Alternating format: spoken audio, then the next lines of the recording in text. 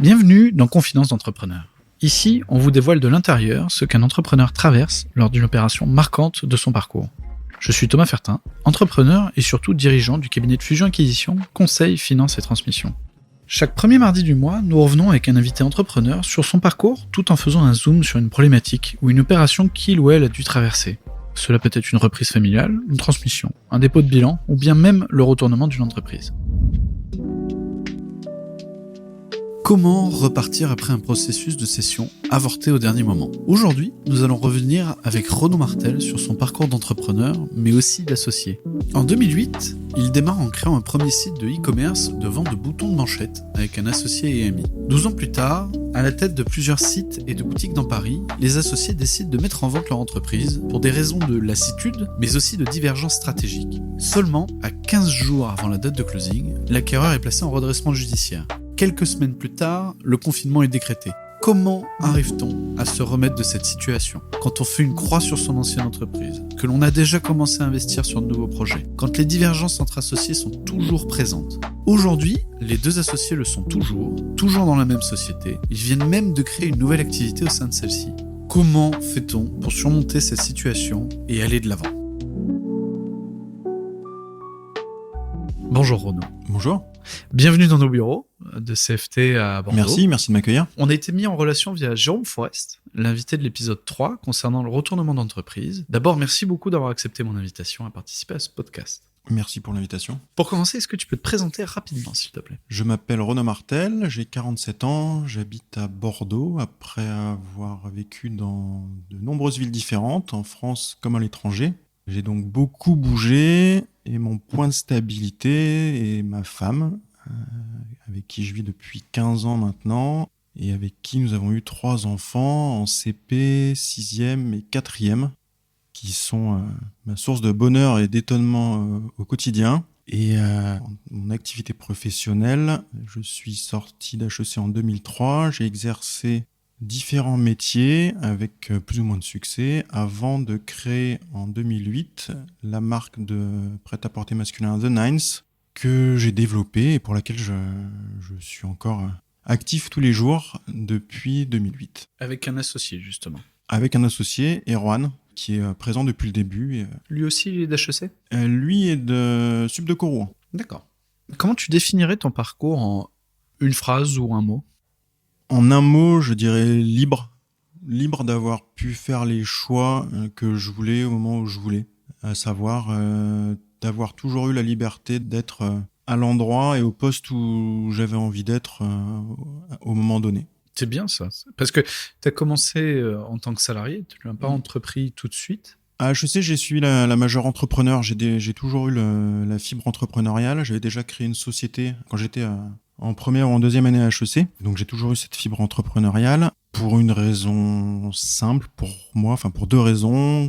La première, c'est que j'ai grandi et évolué dans un milieu avec dans un environnement familial composé en majorité d'entrepreneurs. La deuxième, c'est que j'ai toujours été assez indépendant et que j'ai toujours accordé la valeur fondamentale a toujours été la liberté et la possibilité de réaliser ce que j'avais envie de faire. Tu as commencé en banque ? Et j'ai commencé en banque, effectivement, ce qui est plutôt antinomique, contre-intuitif avec ce que je viens de dire. J'ai commencé en banque parce qu'en sortant d'HEC, j'ai eu la possibilité d'encadrer directement une équipe composée de 8 personnes et c'est pour cette compétence managériale que je suis allé chercher, qui m'était offerte par cette banque et qui finalement était très différente des enseignements théoriques que j'avais pu avoir à HEC, même si on travaille sur des cas pratiques, même s'il y a eu des stages. Là, en sortant, je rentrais directement dans le vif du sujet managérial et donc cette équipe de gestion, cette expérience de gestion d'équipe m'a beaucoup apporté pour la suite et j'y suis resté donc 2 ans avant de partir pour créer une deuxième entreprise dans les ressources humaines cette fois. Donc je suis parti après 2 ans dans la banque pour créer une entreprise qui s'appelait Walrus, inspiré du nom de la chanson des Beatles, I Am the Walrus, et qui était une entreprise dont le but était d'aider les entreprises à mieux intégrer les jeunes diplômés qu'elles recrutaient, à mieux intégrer et à conserver, puisque c'est encore le cas aujourd'hui, beaucoup d'entreprises ont des problèmes de fidélisation de leurs jeunes recrues, et le phénomène classique, finalement, étant un premier poste qui dure 2 ans dans une société, avant de la quitter pour un autre job, généralement ailleurs. Et donc, on avait mis en place un certain nombre de stratégies et de programmes que nos entreprises clientes mettaient en place de manière à essayer de conserver ces jeunes potentiels chez eux plutôt que de les voir partir ailleurs après les avoir formés pendant 2 ans. Si on résume, tu as commencé par la banque, tu as fait du RH management finalement, enfin une entreprise de recrutement. C'est ça. Et après, tu as atterri dans le prêt-à-porter. Entre le recrutement et le prêt-à-porter, il y a eu 2 autres expériences dans le transport, cette fois, et plus précisément dans la construction de moyens de transport, puisque je suis parti en Suède pendant 2 ans, où j'ai travaillé pour le métro de Stockholm, dans la gestion de projet. Et après, je suis parti en Inde pour, cette fois, construire matériellement, non pas de mes mains, mais organiser la construction d'une usine de camions à Chennai, en Inde, où j'ai passé 1 an. Et c'est en Inde que le prêt-à-porter est arrivé, puisque c'est en Inde que nous avons pu développer valider le business model de notre premier site internet, qui était la maison du bouton de manchette. En fait, en 2008, quand j'habitais à Chennai, mon associé Erwan m'a téléphoné pour me dire, tiens, j'ai une idée. Donc on est à l'époque en 2008, hein, il y a quelques sites internet e-commerce qui existent, mais on n'est pas encore comme aujourd'hui où tout se vend et tout s'achète sur internet. L'ouverture d'un site e-commerce était une entreprise à l'époque assez innovante, et donc on s'est dit, il y a un accessoire qu'on aime bien tous les deux, c'est les boutons de manchette. C'est relativement difficile à trouver en France, ou en tout cas à des prix parfois assez délirants, et c'est un accessoire qu'on pourrait vendre facilement sur internet, puisque c'est petit, ça prend pas de place à stocker, pas de place à envoyer. Donc Pas périssable. Pas périssable. Je rétropédale une toute petite minute, mais tu étais toujours en Inde ou t'étais rentré en France ? J'étais toujours en Inde. Okay. J'étais toujours en Inde, et en fait, Erwan me dit, donc qui avait eu l'idée. Alors moi, je suis en France. Les échanges n'étaient pas aussi faciles les échanges commerciaux n'étaient pas aussi faciles qu'ils peuvent être aujourd'hui, au sens où on trouve pas ce qu'on veut simplement en cliquant le nom de l'objet qu'on cherche dans un moteur de recherche. Alibaba n'existait pas. Et Alibaba existait probablement, mais en tout cas était pas si facile d'accès qu'aujourd'hui. Et donc Erwan me demande, toi qui es en Inde, est-ce que tu pourrais aller voir si en Inde on arrive à trouver des boutons de manchette à des prix plus sympathiques que ce qu'on trouve en France. Et en creusant un peu ce qu'on pouvait trouver en Inde, j'ai trouvé d'une part que les boutons de manchette étaient effectivement beaucoup plus accessibles en Inde qu'en France, et pour une raison qui est que l'un de nos premiers fournisseurs de boutons de manchette était indien. Okay. Et l'aventure est partie de là.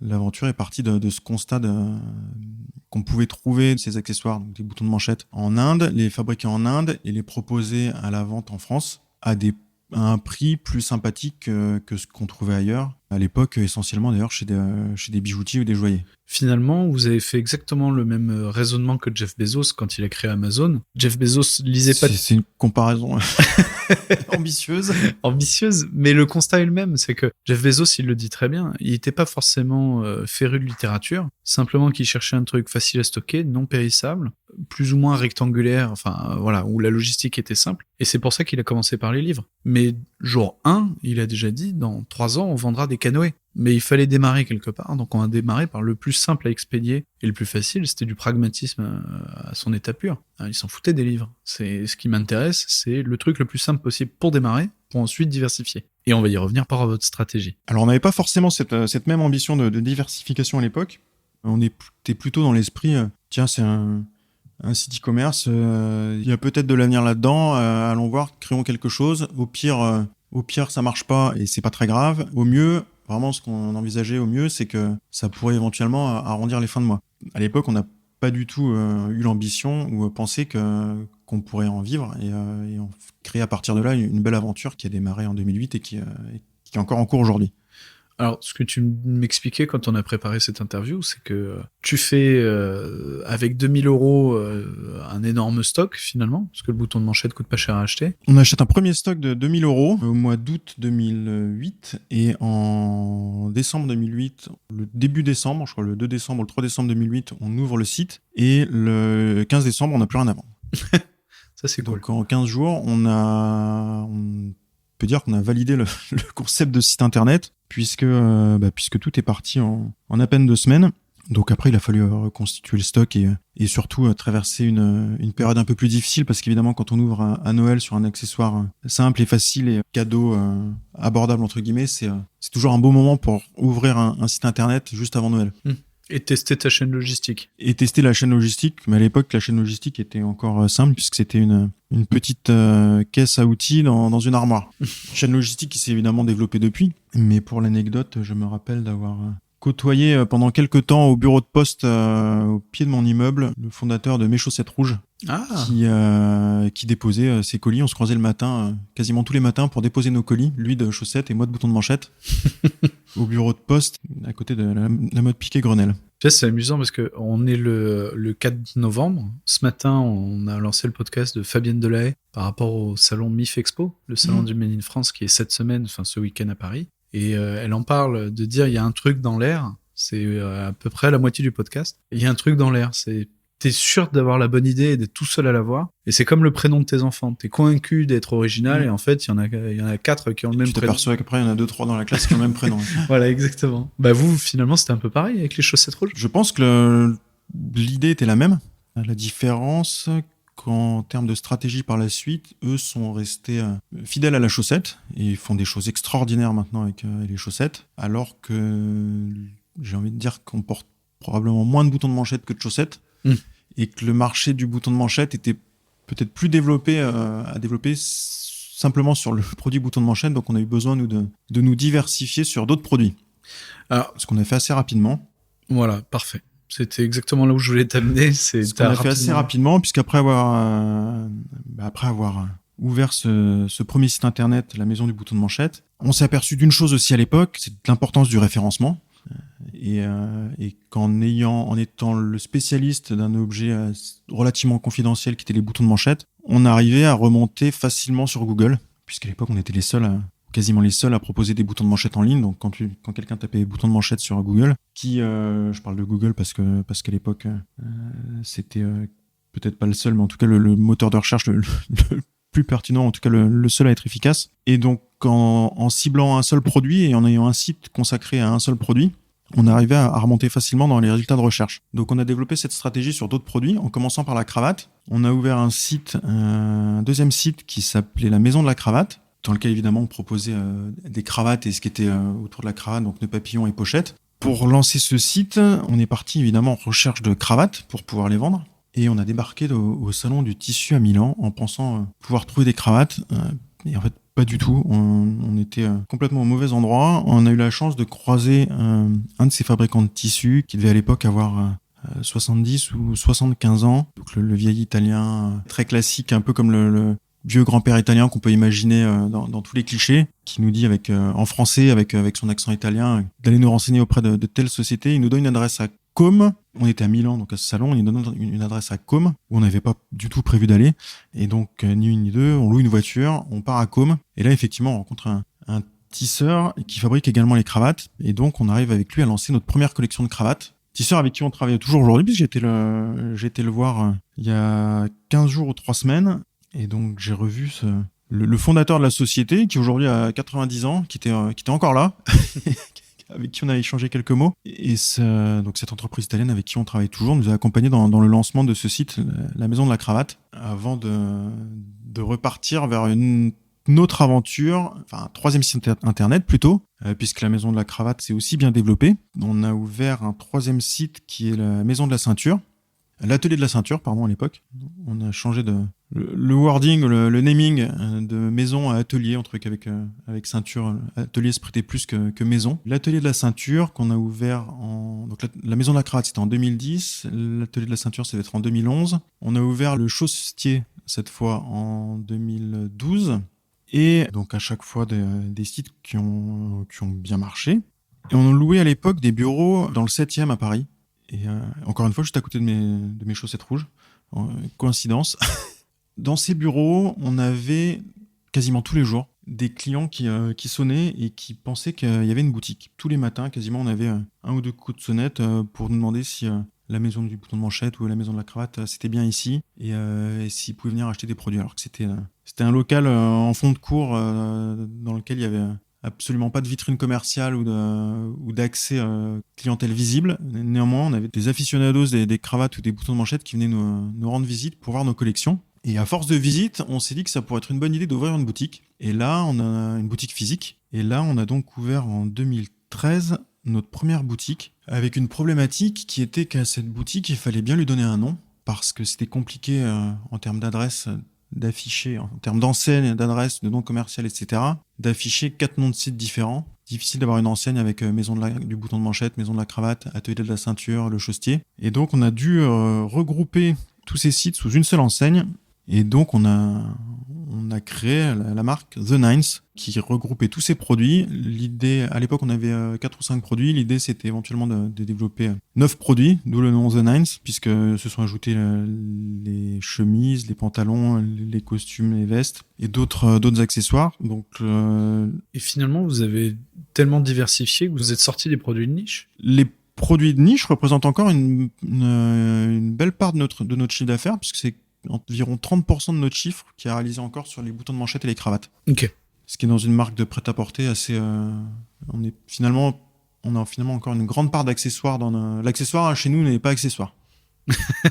Et en 2013, donc on a ouvert cette première boutique de Nines, en référence au nombre de produits qu'on avait en tête à l'époque, et également au dicton anglais, enfin à l'expression anglaise plutôt, qui est to be dressed up to the nines, qui signifie en anglais être sur son 31. Donc qui correspondait bien évidemment, qui était un clin d'œil à l'élégance masculine qu'on souhaitait mettre en avant. Avec un style plutôt anglo-saxon d'ailleurs. Avec un style effectivement qui est un mix du style anglo-saxon, influence anglo-saxonne, une certaine influence italienne aussi, puisqu'on travaille encore aujourd'hui beaucoup avec l'Italie, que ce soit pour les cravates, les écharpes, les ceintures, les chaussettes. On a beaucoup de produits qui sont encore aujourd'hui fabriqués en Italie, et donc forcément avec un style italien assez prononcé. Ok. Du coup, vous ouvrez une première boutique. On ouvre une première boutique rue du Faubourg Saint-Honoré en 2013, qui fonctionne très bien. Suite à quoi, on ouvre une deuxième boutique à côté de la place de la Madeleine à Paris en 2015. Et cette deuxième boutique fonctionne également très très bien. Ce sont encore aujourd'hui nos 2 boutiques parisiennes. On a 2 boutiques à Paris qui sont toujours cette boutique de Nines rue du Faubourg Saint-Honoré et cette autre boutique de Nines juste derrière la place de la Madeleine, rue de l'Arcade. Et ensuite, on a en quelque sorte grisé par le succès. On a ouvert 2 autres boutiques la même année, en 2017, donc une 3e boutique qu'on a ouverte dans le 16e arrondissement, ce qui était a priori une bonne idée puisqu'on n'était pas loin de nos clients, on était dans un bel environnement, entouré de nos concurrents, ce qu'on aime bien, parce que chaque nouveau concurrent ou entreprise avec la même activité permet de faire grossir le flux de clients global pour tout le monde. Et donc, on a été entouré de beaucoup de nos concurrents ou confrères, au milieu de nos clients. Et pourtant, cette boutique n'a pas marché du tout.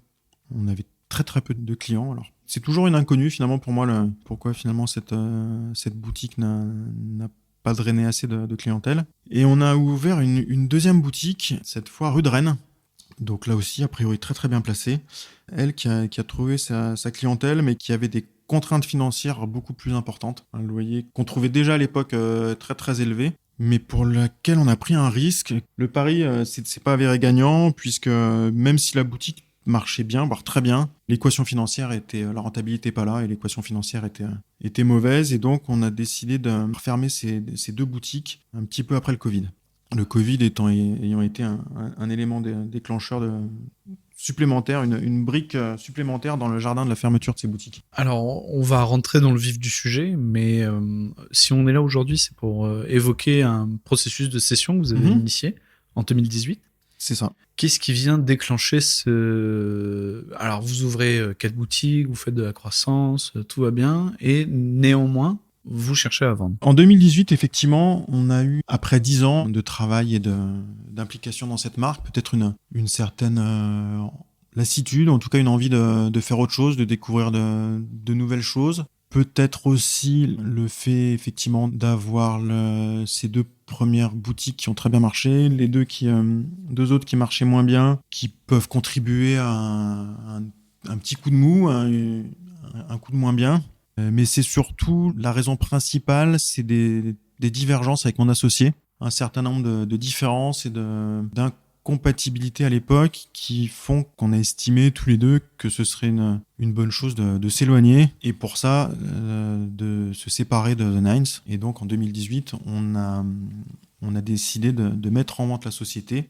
Ces divergences se manifestaient de différentes manières. On avait une organisation au quotidien qui était compliqué. On n'avait pas forcément les mêmes envies de développement pour The Nines, que ce soit en termes de produits, en termes d'univers. Voilà, on est arrivé à un moment, on avait presque du mal à se parler sans finalement à chaque échange, il n'en ressorte pas une différence de point de vue sur presque tous les aspects de notre entreprise et de notre activité au quotidien. Mais ça allait au clash ou Non, c'est jamais allé au clash. Peut-être qu'on peut faire l'analogie avec un couple, hein, puisque finalement on était... Alors au départ, chez The Nines, on a créé la société, on était 3. Le 3e associé est parti très rapidement au bout d'un an, 1 an et demi. Il est parti vivre en Chine, ce qui était incompatible avec le travail au quotidien chez The Nines. Et donc finalement, depuis 10 ans avec Erwan, c'est presque la personne que je vois le plus dans ma vie. Je vois plus que à l'époque, je voyais plus que je ne voyais ma propre femme. Une association est un mariage. Une association est un mariage. Un vrai mariage. On travaillait tous les jours ensemble, tous les jours pendant 10 ans, sachant qu'on est évidemment deux personnes différentes, ce qui a fait aussi la force de The Nines pendant 10 ans et qui finalement continue encore aujourd'hui à faire la force de The Nines. Mais au bout de 10 ans, toujours est-il qu'il y a eu une certaine lassitude et une certaine voilà, ça marchait plus, quoi. Comme dans un couple, ça fonctionnait plus. Sans qu'il y ait une raison majeure, il y avait pas de grosses disputes ou d'accrochage. La relation restait normale, sauf que on se voyait plus travailler ensemble, on se voyait plus continuer l'aventure ensemble. Et c'est venu naturellement ou c'est un ras-le-bol où il y en a un des deux qui dit si c'est comme ça on vend? Je pense que c'est plus venu de moi. Je suis quelqu'un qui est peut-être plus sanguin, qui est beaucoup plus sanguin qu'Erwan, qui peut m'emporter aussi plus rapidement, plus facilement, qui a tendance parfois à m'emporter peut-être plus facilement, alors que lui est peut-être beaucoup plus calme mais à l'inverse, avec une impression, en tout cas à cette époque-là, que du coup, tout glissait un peu sur lui, ce qui est, quand on est soi-même un peu sanguin, presque encore plus énervant, quoi. Ça remet une pièce dans la machine de voir que finalement, il n'y a pas de réponse en face, quoi. Du coup, vous décidez de mettre la société sur Fusac, mettre une annonce. Exactement, on a mis une annonce sur Fusac. Fusac est un site de référencement d'annonces de sessions d'entreprise sur lequel les dirigeants peuvent uploader leur annonce. C'est le bon coin des entreprises, peut-être on pourrait dire. Ouais, on pourrait dire ça comme ça, ouais, tout à fait. Le bon coin des entreprises à... Fusac.fr pour ceux qui se posent la question, FUSACQ. Ouais, acheter. Du coup, pourquoi avoir décidé de mettre une annonce en ligne plutôt que d'aller voir un professionnel du secteur comme moi, je peux l'être, ou voire même appeler, vous étiez au milieu du sérail, vous étiez au milieu de tous vos confrères. Pourquoi est-ce que vous avez décidé de mettre une annonce et un peu de vous dévoiler? Alors, l'annonce était anonyme, donc on s'est pas dévoilé. En tout cas, pas auprès des personnes qui n'avaient pas montré d'intérêt pour le rachat de The Nines. J'ai pas vraiment de réponse. On était dans le web. Ça faisait 10 ans qu'on était dans le web. On avait l'habitude de faire beaucoup de choses d'acheter sur Internet, de vendre sur Internet. Et finalement, la société, ça nous a paru naturel de mettre en vente la société sur le site Fusac, dont on avait plutôt une bonne image. Je saurais pas il n'y a pas vraiment de raison. Peut-être parce qu'on s'est dit aussi que c'était une bouée de sauvetage finalement. Ça permettait de voir s'il y avait des personnes intéressées par le rachat, par l'opération, sans forcément perdre du temps à aller trop discuter, ou en tout cas aller présenter nos envies à des cabinets ou à des sociétés spécialisées comme la tienne. C'était vite fait, ça permettait de voir si potentiellement il y avait des personnes qui seraient intéressées par la reprise de The Nines. Et finalement, ton expérience Fusac, ton expérience web? Ça s'est bien passé, puisqu'on a eu, je pense, à l'époque, 3 ou 4 personnes qui étaient intéressées par la reprise, qui se sont renseignées sur la situation financière, l'activité, avec qui on a pas mal échangé, dont une qui s'est montrée particulièrement intéressée, pour au final ne pas donner suite, en tout cas dans l'immédiat, et finalement revenir vers nous peut-être 6 mois après. Pourquoi elle n'était pas intéressée? Alors on a appris pourquoi elle n'était pas intéressée à cette époque-là, c'est qu'elle était déjà en train de finaliser une opération de rachat d'une entreprise dans le prêt-à-porter. Donc qu'elle souhaitait pas forcément mener 2 opérations de front. Et elle est revenue vers nous 6 mois après ou 8 mois après pour nous dire voilà, on a échangé On a échangé il y a quelques mois. Si vous êtes toujours vendeur, je vous propose de vous racheter votre société. Si tout est encore comme on en avait discuté il y a quelques mois, dans la même situation, je vous propose de vous racheter votre société pour tant. Et donc, on a dit OK. Et les autres acheteurs, c'est pas aller plus loin plus que ça? Comment ça s'est Les passé? autres acheteurs, il y en a 2 qui sont pas allés plus loin, qui ont cherché un peu des infos, mais qui sont pas allés plus loin, et un autre qui nous a proposé un montant auquel on souhaitait pas vendre. Ok. Qui était totalement dérisoire ou qui était Qui pas si était loin? qui était 2 fois moins que ce qu'on en attendait. Ok. Donc on a préféré ne pas vendre. Bon, Le nouvel acquéreur, voilà, le du coup, nouvel est acquéreur, arrivé lui, est arrivé et nous a proposé un montant légèrement 10% inférieur à ce qu'on attendait. Donc on s'est dit, allons-y, mettons-nous d'accord. Dans 6 mois, on fait autre chose, quoi. Ok. Donc ça, c'était mi-2019, c'est ça? Ça, c'était mi-2019, exactement. Et donc, vous faites les audits, ça avance convenablement. Tout avance bien, on se met d'accord sur à peu près tout. Il est convenu qu'on reste entre 6 mois et 1 an pour accompagner le nouveau propriétaire des lieux, pour l'aider à mettre en place ce qu'il a envie de mettre en place et effectuer les modifications éventuelles dans l'organisation de The Nines. On met en place également toute la partie juridique, puisque à l'époque, on modifie aussi toute l'organisation de The Nines, l'organisation juridique, les statuts, la forme des sociétés. On convertit les SARL en SAS de manière à faire quelques économies sur les droits de cession, les droits d'enregistrement de la cession. Faut pas dire comme ça, mais... On a de très bons rapports avec le service des impôts de Bordeaux, on peut le dire. Donc on met vraiment tout en place pour faciliter la cession. Et décembre 2019? Donc que tout se fait bien, on signe tous les accords, tout est prêt. Lui en plus, alors pour nous c'est donc il y a évidemment une réserve de financement, d'obtention d'un financement sur l'opération, mais a priori assez simple puisqu'il apporte les 2/3 de la somme avec sa holding en fonds propres sans besoin d'emprunter pour les 2/3 et il finance par la dette qu'1/3 de l'opération. A priori donc un montage assez très sécurisant pour nous même puisqu'il y a qu'1/3 de l'opération qui dépend du bon vouloir d'une banque, d'un organisme de financement pour que l'opération puisse se concrétiser. On signe donc tous les papiers. Il y a toujours évidemment cette réserve sur financement, mais qui a priori n'en est pas une. Et on se revoit en décembre. Tout est calé, tout est paré. On se dit bon, d'ici Noël, j'aurai l'accord sur le financement, et donc on se revoit. On laisse passer la période de Noël et on se revoit début janvier pour commencer à tout mettre en place. On est confiant dans l'opération. En plus, on est clairement passé à autre chose. On sait qu'on va l'accompagner pendant 6 mois, mais ces 6 mois et après, on sait qu'on pourra repartir sur d'autres projets. On a d'ailleurs déjà commencé, on a vendu la peau de l'ours et on est déjà parti presque dans d'autres projets. On a déjà commencé à imaginer sur quoi on allait pouvoir travailler, ce qu'on allait faire des mois qui suivent la session et des années qui vont suivre. Commencer à envisager un nouvel avenir sans The Nines.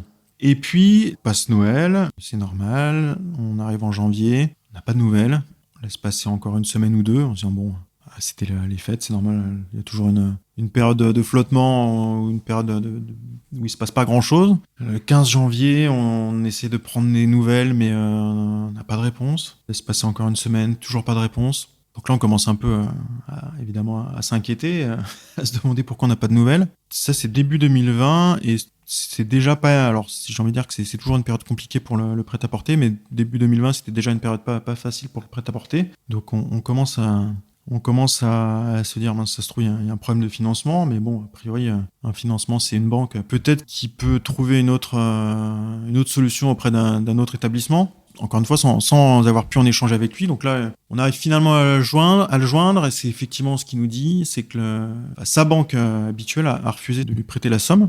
Donc on se dit évidemment que ça sent pas très bon. Mais il reste assez neutre. Il nous demande encore un petit peu de temps pour trouver un nouveau financement.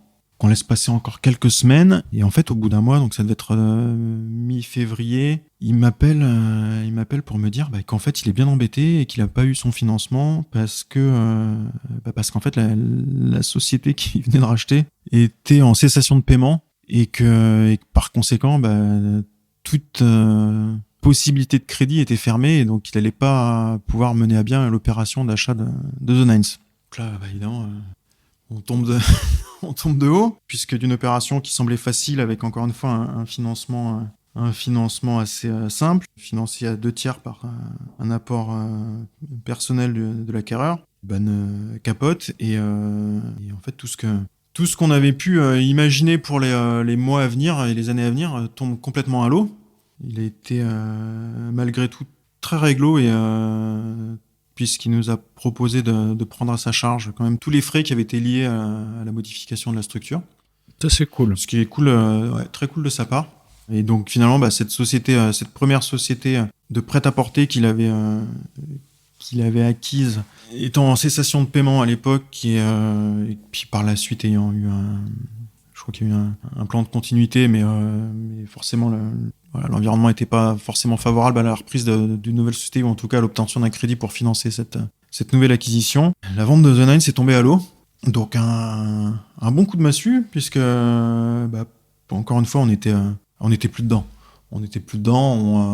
Voilà, c'était une belle aventure qui avait duré 10 ans, mais on pensait, on s'est pas imaginé encore une fois un seul instant que l'opération pouvait capoter. Et ça avait l'air sérieux. Il avait en plus la société de prêt-à-porter qui venait de racheter était beaucoup plus grosse que The Nines. A priori à l'époque on s'était un petit peu renseigné, mais plutôt costaud financièrement. Et puis en début février 2020, donc on s'est retrouvé là, comme on dit, le bec dans l'eau, avec une société en main dont finalement on voulait plus et dont on savait plus trop quoi faire, puisqu'on était parti en tout cas mentalement, si ce n'est les papiers étaient pas signés, mais mentalement et moralement on était vraiment parti dans autre chose, quoi. On s'attendait donc ça c'était début 2020, fin 2020 on faisait totalement autre chose. Ouais. Et du coup, qu'est-ce que vous êtes dit entre associés qui étaient déjà pas forcément en accord? Vous aviez déjà vendu la peau de l'ours? Vous étiez déjà dans un autre projet? Je pense qu'il y a eu d'abord une période un peu d'hébétement, une période où on est resté un peu immobile, sans trop savoir quoi faire, puisqu'on avait en plus, donc depuis le moment où on savait, c'est facile de dire on savait maintenant, puisque finalement ça s'est pas fait, mais c'est-à-dire à partir de l'été 2019, on avait aussi arrêté d'imaginer ou de travailler sur des nouveaux projets ou de nouveaux développements pour The Nines. On avait relâché notre effort on assurait la gestion au quotidien, mais sachant qu'on partait et que l'acquéreur avait potentiellement d'autres projets, ou en tout cas une manière de voir les choses pour The Nines différente de la nôtre. On n'était pas parti ni dans de nouveaux développements, ni dans de nouveaux projets. Donc voilà, c'est une période où pendant finalement 8 mois, on a assuré le quotidien et le fonctionnement de The Nines sans être impliqué dans son développement, dans l'avenir de The Nines. Donc quand on a appris que la session se faisait pas, il y a eu une période, je saurais pas te dire combien de temps ça a duré, mais quelques semaines un peu des bêtements où on se dit merde, qu'est-ce qu'on va faire, quoi? Qu'est-ce qu'on va faire avec The Nines, sachant qu'a priori on n'a pas envie ni de travailler pour The Nines, ni de travailler ensemble. Et finalement, il y a peut-être un phénomène, quelque chose qui nous a sauvés, qui est le Covid, paradoxalement, finalement, parce qu'on était, donc là l'opération se fait pas, on est en février 2020, et mon associé qui est marié avec une Italienne me dit dès février 2020, dès la fin de l'opération, quelques jours ou semaines après que l'opération est officiellement avortée. Et en plus, ça sent pas très bon en Italie. Là, il se passe des trucs. Il y a quelque chose. Ils commencent à confiner. Eux ont confiné un mois et demi avant nous. Il y a encore. Donc, on a eu le premier choc avec le premier coup de massue avec l'opération de cession qui s'est pas faite. Et il y a un deuxième coup de massue qui arrive bientôt là, puisqu'on va se retrouver a priori dans quelques semaines dans la même situation qu'en Italie, à savoir une situation où tout est fermé et où il va rien se passer pour nous, quoi. Donc on arrive en mars 2020, le confinement. Donc on n'a rien fait pour développer The Nines. On a lancé aucun nouveau projet depuis 8 mois. On arrive dans une situation où tout est fermé, tout est confiné. Donc on sait qu'on va pas pouvoir relancer de nouveaux projets, puisque tout va être fermé et bloqué pendant une durée à l'époque indéterminée. Et finalement, c'est peut-être ce qui nous a sauvés, parce que à ce moment-là, on s'est dit, soit on fait quelque chose pour essayer de repartir et de relancer la machine, soit on va dans le mur et en quelque sorte, on perd tout, quoi. On perd tout ce qu'on a fait depuis 10 ans, parce que cette absence de motivation, cette absence d'entente, plus le Covid derrière donc à l'époque, on avait encore 4 boutiques physiques, donc ça veut dire 4 boutiques fermées.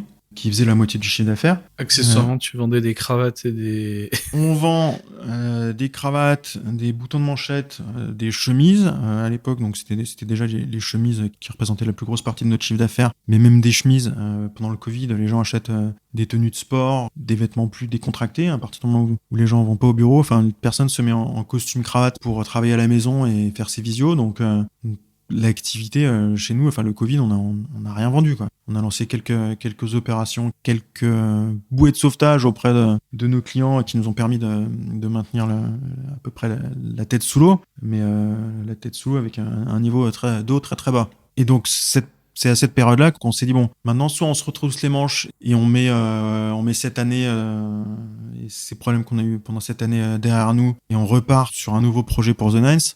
Soit on va arrêter The Nines, mais pas du tout comme on l'avait envisagé. On va arrêter The Nines parce que The Nines n'existera plus dans un an à cause entre autres du Covid. Et du coup, comment vous avez fait? Les premiers problèmes qu'il fallait régler, c'était les problèmes entre associés, donc les incompréhensions. À l'époque, on est partis un week-end ensemble tous les deux. On s'est enfermés pendant un week-end et on a essayé de mettre à plat tous les sujets, de faire le point vraiment sur toutes les choses qui allaient pas, se dire les choses franchement, ce qui collait pas, ce qu'on aimait bien chez l'autre, ce qu'on aimait pas chez l'autre, enfin vraiment presque une thérapie de couple. On avait visité à l'époque, on avait failli suivre quelques échanges avec un thérapeute de couple spécialisé dans les associés, dans les couples d'associés ou trios d'associés. Finalement, ce week-end a été suffisant pour nous. On a réussi à se dire les choses, trouver une organisation et un système de fonctionnement qui conviennent à tous les deux. Et donc c'est compliqué au début, parce qu'il a fallu oublier cette période et finalement repartir complètement sur un projet nouveau entre guillemets, puisque c'était totalement différent de ce que nous on avait envisagé pour l'avenir. Mais ayant pu avoir ces échanges et remettre notre couple entre guillemets en bon fonctionnement, on a réussi à faire redémarrer la machine sur la réorganisation de la société et le lancement de nouveaux projets pendant cette période qui finalement s'est avérée pour nous propice pour travailler sur l'organisation de The Nines et sur une manière de repartir proprement et en bons termes et en cohérence sur l'avenir. Et c'est quoi l'astuce? C'est quoi la méthode? La première solution, encore une fois, c'était de faire repartir notre relation. Je pense en communiquant beaucoup plus et en se disant beaucoup plus les choses que ce qu'on le faisait. Et évidemment de prendre un peu sur soi. Mais je pense qu'on arrive aussi beaucoup mieux à prendre sur soi quand on est dans une situation où il y a un danger imminent pour la société, plutôt que dans une situation où tout va bien. On est forcément un peu plus conciliateur quand il y a un véritable enjeu de vie ou de mort pour la société, ce qui était le cas à la période du Covid. Et c'était quoi le plus difficile, de tout se dire ou de redémarrer ou... Le plus difficile, ça a été de se remettre dedans, de tout se dire, ça a été fait, on a réussi à bien le faire. C'est les premiers jours où on arrive au bureau, dans lesquels on n'avait plus envisagé d'être, des bureaux presque desquels on était parti, enfin moi, des bureaux que j'avais envisagé de quitter en me disant c'est très probablement le dernier Noël dans ces bureaux. Et finalement, donc pendant le confinement, je suis retourné dans ces bureaux en me disant c'est reparti pour un tour. En fait, ces bureaux physiquement que j'avais envisagé de quitter dans 6 mois, je me replongeais dedans. J'y revenais pour de bon, physiquement et mentalement, et je devais m'y impliquer et y rester pour une durée indéterminée, mais au moins quelques années pour qu'on arrive à passer cette session avortée. Et ce deuxième événement qui s'est rajouté, le Covid, qui a pas été neutre pour The Nines, parce qu'encore une fois, on n'a rien vendu pendant toutes ces périodes de confinement. Il y a eu un peu de rattrapage dans les mois qui ont suivi, mais c'est resté clairement une perte de chiffre d'affaires net. On a été relativement peu aidé, on a pu mettre une partie de nos salariés au chômage partiel. On a eu un PGE qui nous a permis de tenir le coup, qui s'est, j'ai envie de dire, presque avéré être un boulet pour la suite, puisqu'à un moment il faut quand même le rembourser, ce qui est normal en soi, mais voilà, quand on le souscrit, on se dit que ça va être une bouée, mais finalement c'est une bouée qui nous étouffe un peu à la suite. Financer des pertes avec de la dette, ça n'a jamais été une solution de base. C'était une solution qui a permis à la société de survivre, donc on va dire que ça restait une bonne solution, mais effectivement qui n'était pas forcément qui n'a pas pas permis de développement ou d'investissement futur, les loyers de nos boutiques existaient encore. On n'a pas eu aucun cadeau sur ces loyers, et on avait aussi, en plus de ça, 2 boutiques qui marchaient pas, hein, une boutique qui marchait pas, qui était celle du 16e, et une boutique qui était rue de Rennes à Paris et qui fonctionnait, mais qui avait un loyer colossal et donc qui était non rentable financièrement. Ces 2 boutiques, on a profité de la période pour les fermer, pour en fait garder tout ce qui marchait bien chez The Nines et écarter ce qui fonctionnait pas. Donc la période du Covid et les confinements nous ont permis aussi de faire ce travail-là, de conserver l'essentiel de The Nines, recentrer The Nines sur ce qu'on savait bien faire et sur ce qui fonctionnait. On a des produits qu'on a arrêtés également à cette période, des fournisseurs avec lesquels on a arrêté de travailler pour se recentrer vraiment sur notre activité, sur les activités qui fonctionnaient bien, qui étaient rentables, aussi bien sur le web que dans nos boutiques physiques. Et donc on a gardé nos 2 boutiques, qui sont nos 2 premières boutiques, rue du Faubourg Saint-Honoré et rue de l'Arcade, pour recentrer cette activité sur ce qui tournait bien. Et du coup, c'est quoi aujourd'hui ton constat suite à cette période? C'était il y a 3 ans maintenant, 3-4 ans. Qu'est-ce que tu retiens de cette expérience? Le premier constat, c'est que, et peut-être le plus important, c'est que finalement, même quand on est dans une période compliquée où on a l'impression que tout va mal parce qu'on s'est pris un bon coup sur la tête avec une session avortée, un deuxième coup avec le Covid, finalement, en faisant les efforts, on arrive à redresser la situation et à repartir sur des nouvelles bases et des bases saines pour continuer et développer notre activité.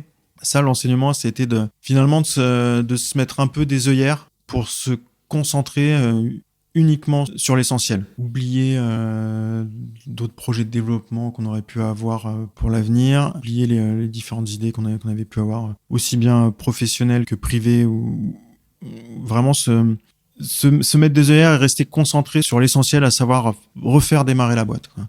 Si on veut que ça reparte, il faut rester concentré à 100% sur ce qui va être essentiel pour The Nines, et finalement pas dilapider un peu notre énergie dans d'autres sujets que The Nines, et rester vraiment concentré et donner tout pour quelques tâches essentielles au fonctionnement de The Nines. Donc vraiment rester concentré là-dessus et faire une croix, faire le deuil de tout ce qu'on aurait pu imaginer à côté pour pouvoir continuer. Du coup, ce que tu retiens finalement, c'est de rester extrêmement concentré et focus sur la survie de l'entreprise, et on met nos égos de côté, nos projets perso de côté, etc., etc. Exactement. L'idée, c'est de rester concentré et de passer 100% de son temps sur ce qui va permettre à la boîte de passer cette période et de préparer la sortie de cette période, mais d'oublier tout ce qu'on avait pu avoir en tête auparavant pour rester concentré sur l'essentiel.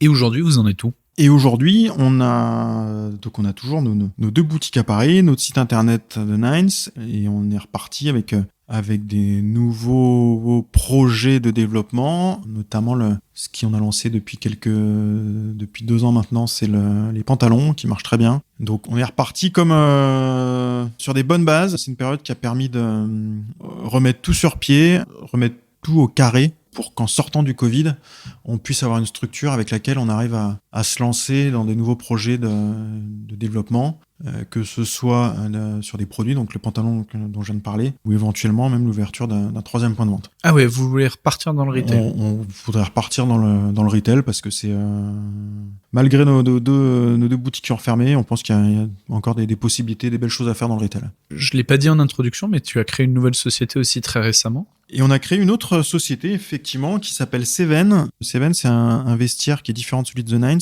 Seven, c'est un vestiaire élégant, technique, innovant, qui a une particularité qui est malheureusement très peu partagée dans la mode, puisqu'on reste une exception, c'est de n'avoir aucun plastique dans ses vêtements. Ce qui, pour nous, est l'avenir, parce qu'aujourd'hui, 70% des vêtements sont fabriqués avec du plastique. Quand je dis du plastique, c'est polyester, polyamide, autres matières synthétiques. Et chez Seven, on utilise donc uniquement des matières naturelles, renouvelables, qui, en plus d'être confortables et innovantes, ont également le mérite de ne pas pourrir la planète pour des siècles, et de laisser du plastique dans le sol ou dans la mer aux générations futures.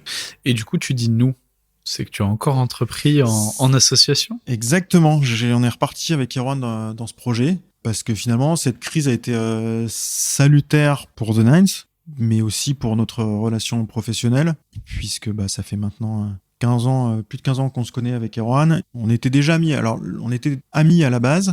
Ce qu'il faut savoir, c'est que malgré les difficultés qu'on a pu avoir à une époque, on était toujours amis, on continuait quand même à se voir dans le cercle familial, dans le cercle amical, ou familial d'ailleurs aussi, parce qu'à force, les deux se confondent parfois. Donc on est toujours restés amis, malgré les difficultés qu'on a pu avoir. On a toujours échangé. Et donc cette relation est repartie d'un bon pied pendant le Covid, ce qui a permis de remettre The Nines sur des bons rails et de partir sur des nouveaux projets. Aussi bien pour The Nines que pour cette nouvelle société, Seven. Comme quoi, même quand on rédige les papiers du divorce, ça peut renaître de ses cendres. Comme quoi, tout n'est pas perdu, même quand on est parti complètement ailleurs. Puisqu'encore une fois, début 2020, mais j'étais mentalement à des années-lumière de The Nines. Et puis, il faut souligner quand même un paramètre essentiel qui est l'équipe qu'on a chez The Nines. On a encore une très belle équipe, une très bonne équipe. Et en fait, ça permet aussi de se donner la motivation. Cette équipe aussi donne la motivation pour trouver une solution au problème et pour passer les caps difficiles. Ça aide à maintenir le cap dans les moments difficiles, d'être entouré d'une équipe avec laquelle on a envie de passer du temps. Quel est le conseil que tu donnerais à deux associés qui commencent à avoir des visions qui divergent ? De se parler tout le temps. Mais quand je dis de se parler tout le temps, c'est vraiment de se parler. Quand je dis de se parler, Erwan, c'est toujours le cas aujourd'hui, mais à l'époque, je pense que je l'ai 20 fois par jour au téléphone. Donc on se parle. Mais on se parle pas pour se dire les bonnes choses tout le temps. On échange sur peut-être les tâches quotidiennes, les projets ou sur la société, mais sans vraiment se parler sur l'essentiel, c'est-à-dire sur les points sur lesquels on n'est pas forcément d'accord, en tout cas à l'époque. Donc quand je dis se parler, c'est se parler, mais pas simplement échanger sur l'activité de la boîte, mais se parler sur ses envies, sur ce qu'on a envie de faire, sur la vision de la boîte, pour que l'un et l'autre puissent être tous les deux au courant des envies de l'autre et entre guillemets pas envie d'aller voir ailleurs. Comme quoi, tu vois, on y revient. Hein. On revient toujours à ça reste une relation entre deux personnes Moi, je dis à tous mes clients qu'un pacte d'associés, c'est un contrat de divorce qu'on signe avant de se marier, finalement. Et comme ça, le jour où il y a des trop gros désaccords, on est déjà d'accord sur la séparation, finalement. Ça permet de résoudre un bon paquet de problèmes. Parce que, bon, vous entendiez suffisamment bien pour engager un processus de cession, mais parfois il y a des ruptures qui sont totales. Et là, quand on est notamment à 50-50, et je pense à un dossier particulier, où les deux associés n'arrivent pas à se séparer. Il y a des gros enjeux financiers, etc., etc. Et tu n'as pas le droit de dégager un associé. Il faut forcément être d'accord à un moment. D'où l'intérêt des pactes d'associés pour préparer la séparation. Vous avez fait un pacte d'associés dans la nouvelle société ? On n'a pas de pacte d'associés. Je pense qu'il nous a sauvés, encore une fois, c'est d'être amis et c'est surtout d'avoir Alors autant on peut avoir des divergences sur la façon de fonctionner, sur la vision, sur les envies pour la société. Autant on a toujours eu une confiance totale l'un dans l'autre en termes d'honnêteté et de loyauté. Il n'y a jamais eu de doute et de questions à ce niveau-là, ce qui fait que probablement, c'est une des raisons pour laquelle on a réussi à repartir du bon pied. Tu l'as dit, toi, ce qui t'intéressait dans la vie au départ, c'était la liberté. Est-ce que tu es libre aujourd'hui ? Est-ce que je suis libre aujourd'hui ? Je crois que oui. Je crois que j'ai plus de liberté que je n'en aurais eu si j'avais pas été entrepreneur. Liberté d'organiser mon temps, liberté de vivre où j'ai envie de vivre, liberté de pouvoir profiter de mes enfants au moment où j'ai envie d'en profiter. C'est très prenant, la vie d'entrepreneur, comme chacun sait, mais en tout cas, en ce qui me concerne, j'arrive à ménager les plages, le temps dont j'ai envie pour profiter des choses qui me tiennent à cœur. Est-ce que tu conseillerais à tes enfants d'entreprendre ? Alors, c'est une question compliquée. Ils m'ont déjà dit que, plus grand, je vais travailler pour The Nines ou je vais travailler pour Seven, c'est super, plus grand, je vais reprendre ta société, ce serait super. Et est-ce que j'ai envie de les voir faire ça ? J'ai pas encore la réponse. Mais pour moi, la raison, c'est que il y a tellement de belles choses et de choses intéressantes à faire dans la vie et dans ce monde. L'entrepreneuriat, l'entreprise en est une, mais il y a tellement d'autres métiers dans lesquels on peut faire des des belles choses et s'intéresser et s'épanouir que est-ce que c'est l'entrepreneuriat, est-ce que c'est l'artisanat? J'ai mon grand qui lui pendant un moment voulait être architecte, un autre qui voulait être médecin. Est-ce que ça sera leur voie à eux d'entrepreneuriat? Je ne sais pas encore, ils le découvriront. S'ils ont les mêmes envies que moi, oui, il y aura aucun. Pour moi, il n'y aura aucune autre issue que de finir entrepreneur entre guillemets. Je leur conseillerais si c'est ce qui leur tient à cœur et si c'est ce qu'ils ont envie de faire à 100%. Tu sais, moi, ado, pour rien au monde, je voyais mon père en train de galérer. Pour rien au monde, je disais, pour rien au monde, je serais chef d'entreprise. Bon, je suis pas visionnaire, hein, mais bon, c'est comme ça. Ça vient je pense que tu as raison, ça vient par ce désir de liberté, de entreprendre au sens littéral, d'avoir envie de faire ce que tu veux et t'as une idée, bah c'est parti, tu veux monter un podcast, tu montes un podcast et tu demandes la permission à personne, quoi. Exactement, et je pense que c'est cette liberté qui est essentielle, mais tu peux peut-être la retrouver dans d'autres métiers. Tu peux être entrepreneur en faisant d'autres choses. Je te parlais de l'architecture. Voilà, s'il y en a un qui veut être artisan, il aura aussi une liberté, il sera libre. Hein. Il aura cette liberté qu'on peut avoir en étant entrepreneur. Les artisans étant de toute façon souvent des entrepreneurs. Le conseil que je peux leur donner, c'est pas d'être entrepreneur, mais d'être libre de choisir ce qu'ils veulent. Et après la vie, je vais pas dire la vie décidera pour eux, mais il y a une citation il y a une chanson de Lennon que j'aime beaucoup qui s'appelle Beautiful Boy, dans laquelle il dit Life is what happens to you while you're busy making other plans. C'est-à-dire la vie, c'est ce qui t'arrive quand t'es occupé à prévoir d'autres choses, quoi. Et pour moi, c'est très fan du rock anglais, toi, non?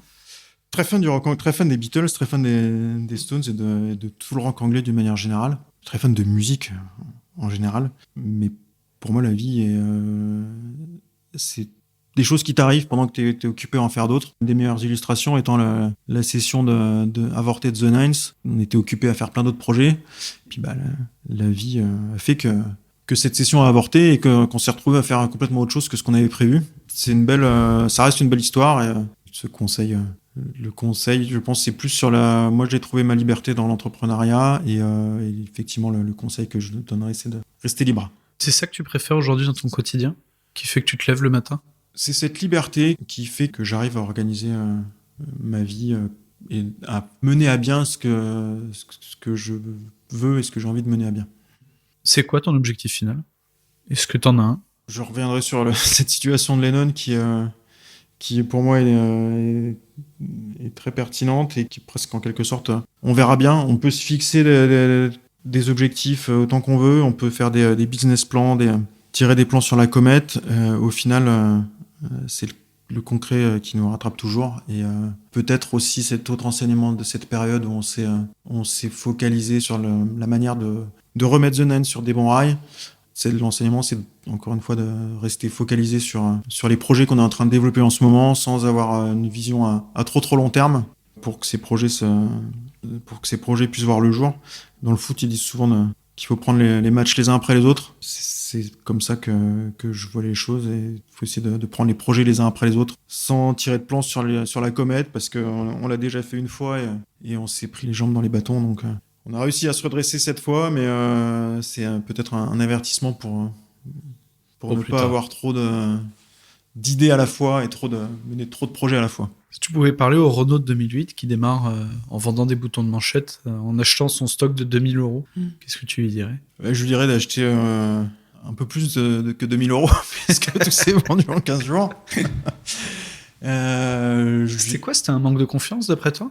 Ou c'est que vous aviez... tu veux dire? Ouais, pourquoi pas 3000? Non, c'était parce que c'était... je crois que c'était 2000 € chacun, donc c'était peut-être 4000 €, je sais même plus.